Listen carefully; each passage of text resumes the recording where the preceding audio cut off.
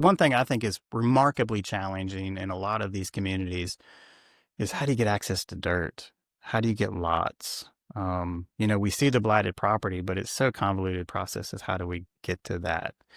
So if I were to develop a community development plan for my CDC, just talk a little bit about what some of those components might be in that plan. Yeah, it literally gets down to infrastructure. Do you have the utility that you need in the ground to build housing? That's very important to the costs of what it could be. Have you done a needs assessment? Do you really know what the problems are and who and how you could tackle those problems? I mentioned earlier the framework plan. A lot of cities do assessments of each neighborhood because they have to secure HUD funding.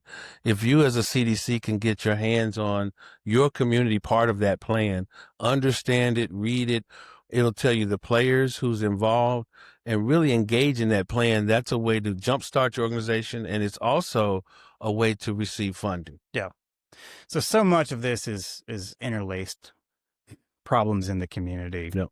How important is it to have good partners at the table, and what do some of those partners look like? Because I would put funders as a partner in this, but are there other partners that a CDC or nonprofit should be looking to bring to the table to bring capacity? Absolutely. I think you have partners, and of course you start off, I think your first partners are your board of directors, typically.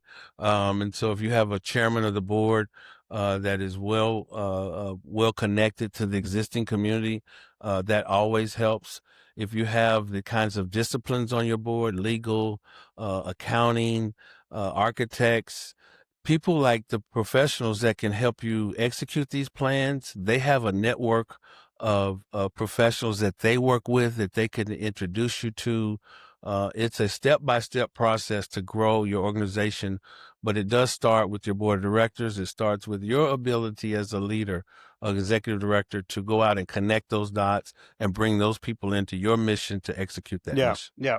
So let's go back to, I'm a guy, I have a really good vision for what my community can turn into, but I don't really know where to get started. What are some resources that I can tap to? I think we gave a pretty good list of, these are the things that you need, but who are the players that can help me package that together? Do lenders come involved? Can they help me get a package together? I know Navigate does some capacity building. Is that an avenue you would point others to? Yeah, bankers are always looking at packages. I think they're probably not the best to help put one together. You do have nonprofits that work with nonprofits.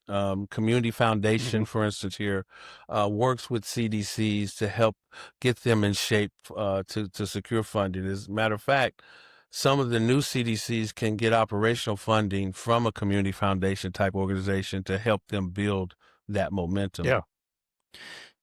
So what would you say are some pitfalls to avoid as a startup CDC, as an established CDC? What are some things that constantly come up about if we could just stop doing that, we would be a lot more successful? I think a lot of it is really aligning your mission and not getting too over your skis.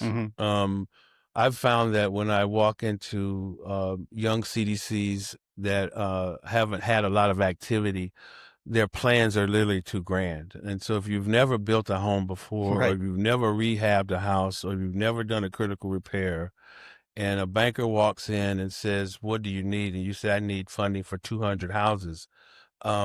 That's not reality. And and it runs funders away. So that goes back to that track record thing.